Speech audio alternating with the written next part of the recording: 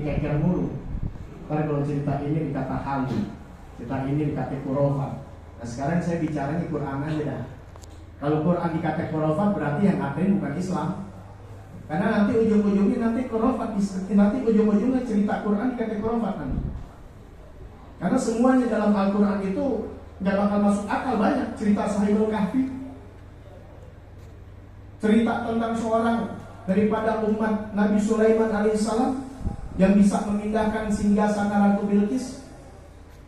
Banyak sekali cerita-cerita di Al-Quran yang keluar daripada nurul, bukan akal lagi, keluar dari akal kita. Nanti ujung-ujungnya itu.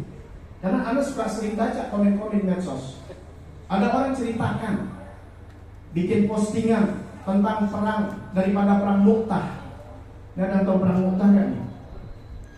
Nah, jadi orang Islam jangan selawatan doang, tapi biografi Nabi Muhammad SAW nggak tahu. Jangan hanya sekedar tahu perang Badar, perang Uhud, ada perang Mu'tah. Itu umat Islam yang jumlahnya cuma 3.000-an lawan 100.000, bahkan ada mengatakan 200.000. Bukan 300 lawan 1.000 masih mending, kekerannya cuma 1:3. Ini 3.000 lawan 100.000, bahkan 200.000 lawan orang-orang Romawi. 3 pahlawan Islam gugur dalam perang itu yang diwakilkan, yang Rasulullah memberikan mandat kepada mereka. Di antara dari Sayyidina Ja'far At-Tayyar. Itu cerita luar biasa, gak masuk akal, sehingga dipimpin oleh Sayyidina Khalid bin Walid radhiyallahu anhu. Apa jawabannya dalam komennya? Lihat cerita halu. Mulai kan? Kisah Nabi dikata halu, dikata khurafat karena di luar akal. Masa iya 3.000 lawan 300, 2 lawan 100.000 atau 200.000? Gak bakal masuk akal. Padahal di situ juga umat Islam nggak memenangkan pertandingan itu, peperangan itu, tidak. Kalah pun tidak. Karena itu strategi dari Sayyidina Khalid sehingga bisa balik karena banyak yang terbunuh. Saya lihat cerita terlalu panjang di situ. Kalau belajar sejarah ya ngaji lah. Saya lagi bicara tentang orang-orang yang diberikan ketenangan hatinya. Karena sulit. Maaf, kita ngaku orang Islam, maulidan mulu, Isra Mi'raj mulu, tapi hati belum tenang. Buktinya buat makan besok masih bingung, masih berantem sama bini, masih senggol-senggolan, masih sindir-sindiran. Berarti hatinya belum tenang. Nah, tenangan hati ini ciri orang beriman. Allah Subhanahu wa taala katakan dalam Al-Qur'an, alladzina amanu wa tatma'innu qulubuhum bidzikrillah. Lanjutan ayatnya, ala bidzikrillah tatma'innul qulub.